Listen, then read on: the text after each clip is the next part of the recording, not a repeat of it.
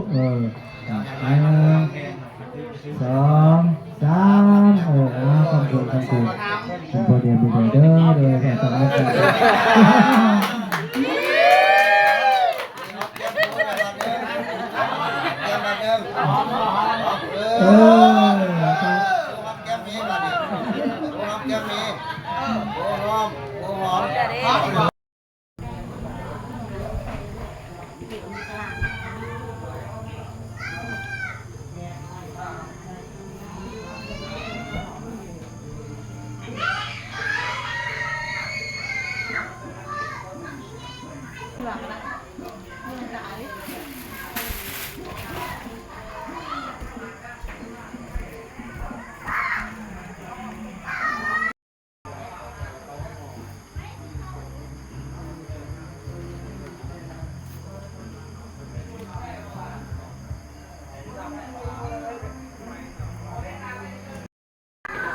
โอ้ยเขาบ่มักซื้อ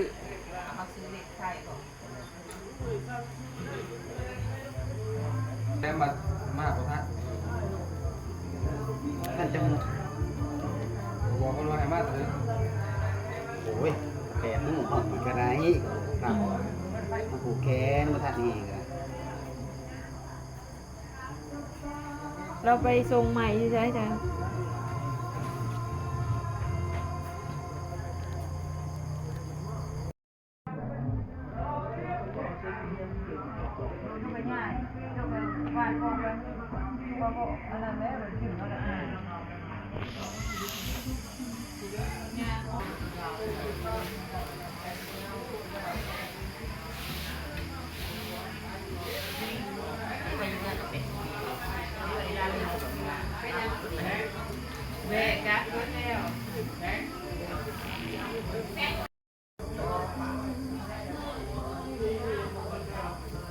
ตอนแรกเขาสีมีการประดับคันมาเบ่งที่จะแห่เคยมืออื่นเสาร์เนาะรอติดตามว่ามืออื่นเสาร์หุงหน้าตาแจ้งเนี่ยพี่น้องแล้วมันจะเห็นแจ้งเพราะว่าตอนนี้มันกลางคืนไฟก็บ่จะแจ้งปานใด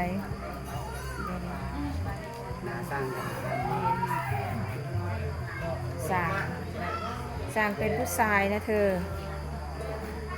แต่ว่ามันขึ้นกับความมักของคนเนาะเพราะว่าผู้หญิงบ่ว่าผู้ชายของ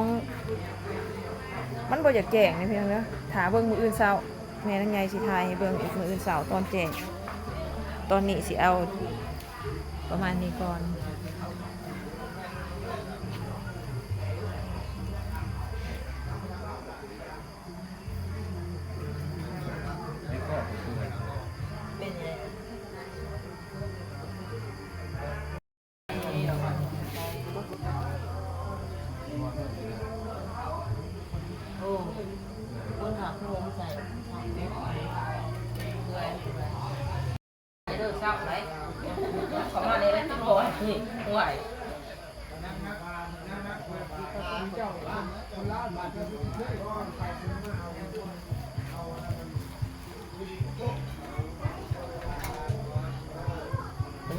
เจ้ามาเบิ่งทางนอกนี่มันแน่งงามบ่โซกเอ้ย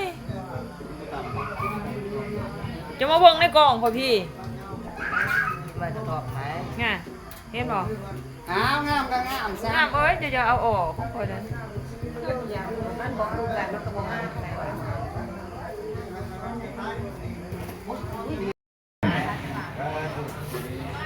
สาธารณรัฐประชาธิปไตยประชาชนลาวสันติภาพเอกราชประชาธิปไตยเอกภาพวัฒนถาวร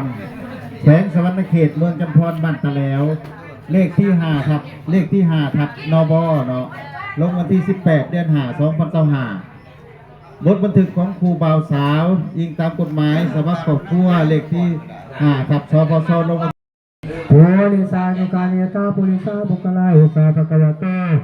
สาวกสังโฆให้ในโนโตในโนตังคุณในโนทีนี้มาให้จากที่แปดในคนเข้า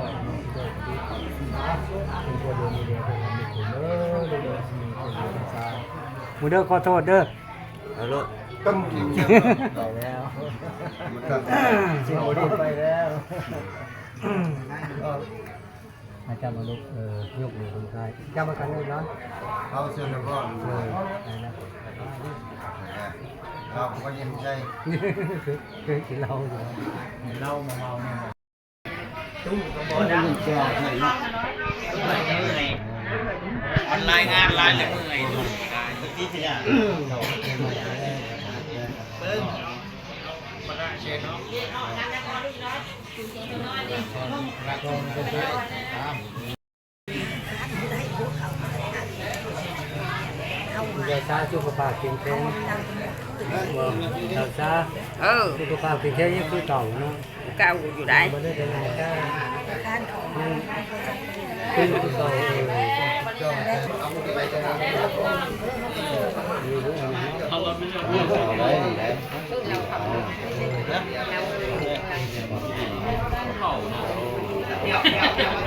ห้ไหม ไปลองมันปิ่นไปแล้วนี่มันจะเห็นตอบแจ้งตอบแจ้งนี่แจ้ง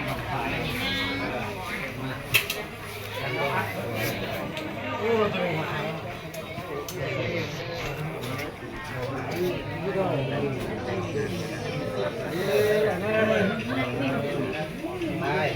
กราฟคอยออกมาผิดเราคุณบ่เอาบ่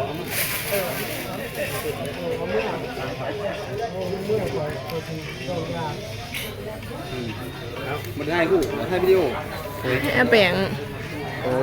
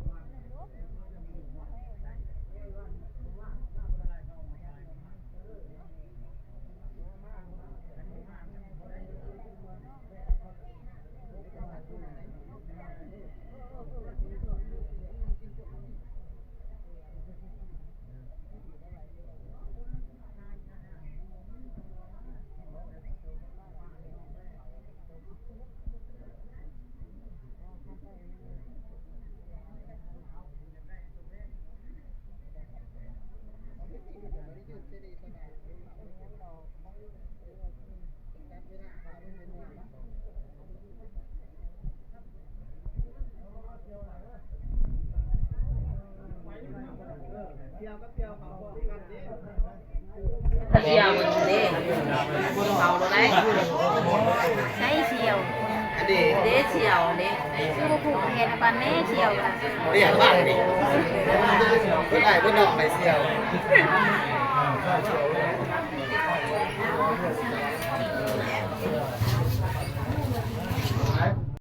เพื่อนดื้อ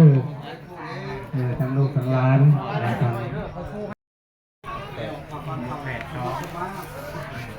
มันจะฟันเขาอยู่อะไรเมื่อมันบริเวณเขา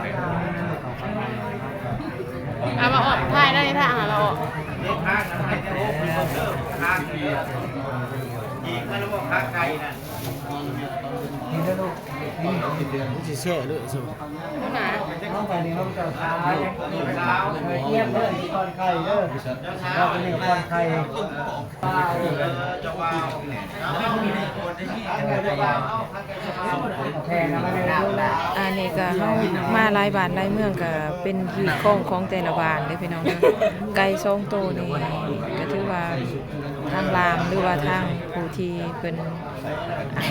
สูตรวันเนาะสิให้เจ้าบ่าวเจ้าสาวกินไก่สองโตว มือสองมือลูกบ้านไปแล้ว ลูก การนี้ก็มันก็เป็นหีบของของ แต่ละชนเผ่าแต่ละหมู่บ้านเนี่ยพี่น้อง คุณลุงพาไปดีเอามาในดีตาที่จะไปแล้วนะโมตัสสะภะคะวะโตอะระหะโตสัมมาสัมพุทธัสสะนะโมตัสสะภะคะวะโตอะระหะโตสัมมาสัมพุทธัสสะนะโมตัสสะภะคะวะโตอะระหะโตสัมมาสัมพุทธัสสะไม่ยังจะสวยไม่ยังหาย ไก่ตาที่นี่ใช้ชุดเกิดให้มันต่อคือว่าเป็นแห้งชุดแดงเป็นตัวชุดเป็นดีนะทะเลเป็นซอสที่ดีใจน้ำวันยังมีน้ำเขาต้องมองเหล่าน้ำยาเป็นพิธีปัญญาวันยังมีผู้ได้พิธีให้ให้ยอมแพ้นะเขาจะยึดถือมุ่งกำใส่กำชับการที่จะ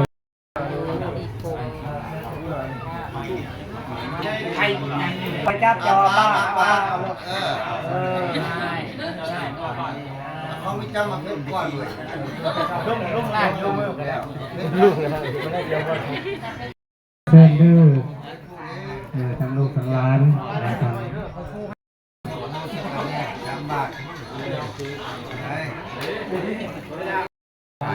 เอาคนกัน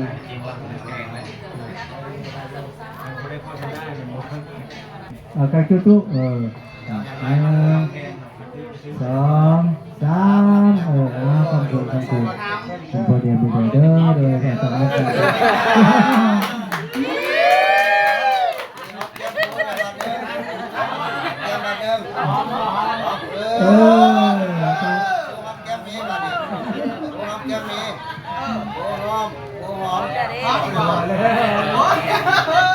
ไม่ใช่นะคนโอ้จัดอะไรได้วางกันสุดท้ายจัดเรื่องแบบนี้ยังไม่ยิงเฮดตอนนี้นะพวกแค่ว้าวโอ้โหเลยเมียเข้าก้อนเราคำตุ่มให้เขากล้าไปเรื่องแบบนี้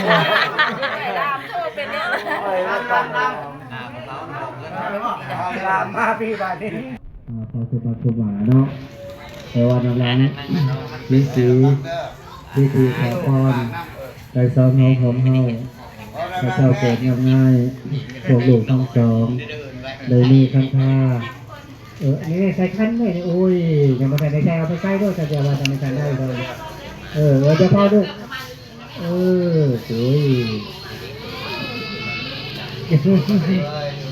ยอาจจะบอกท้าย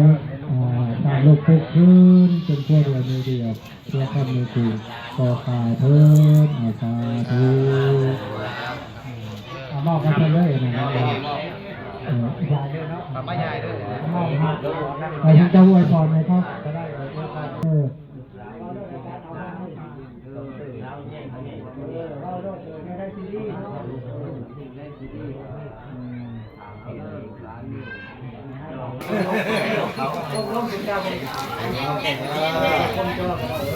ในซองดูให้ป้านะบอกก่อนสองขึ้นสูงเขาบอกเขาเพชรยิงคมยิง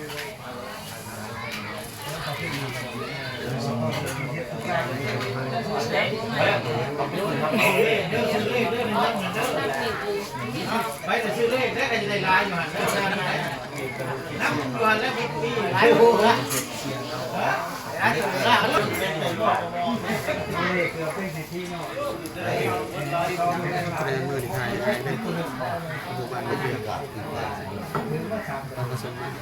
โอเค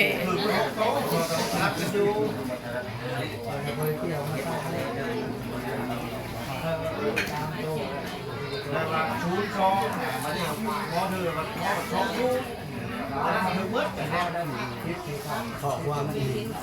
แม่ถึงนี่เล็กกว่าเลยไม่ได้มันมีกระเพาะเล็กกว่าแล้วสามน้ำเล็กกว่าถ้าเขาอยากไปอยากหน้าต้องซื้ออยากไปแล้วหน้าเราพัก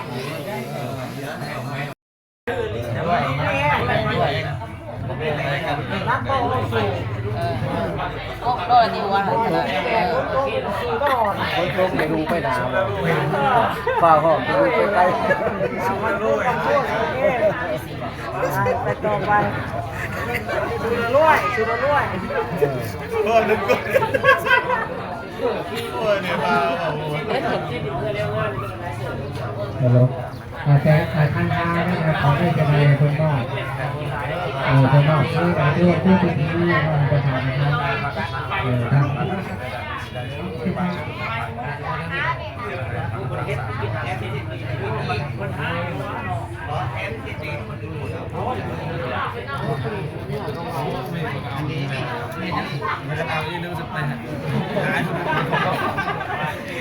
เสียงเด้อเสียงเด้อเสียงเด้อมือเด้อเสียงตั้งแล้วเนาะเสียงเด้อเลิกยี่ได้หันเอามันหนุนถือเขา2,000ก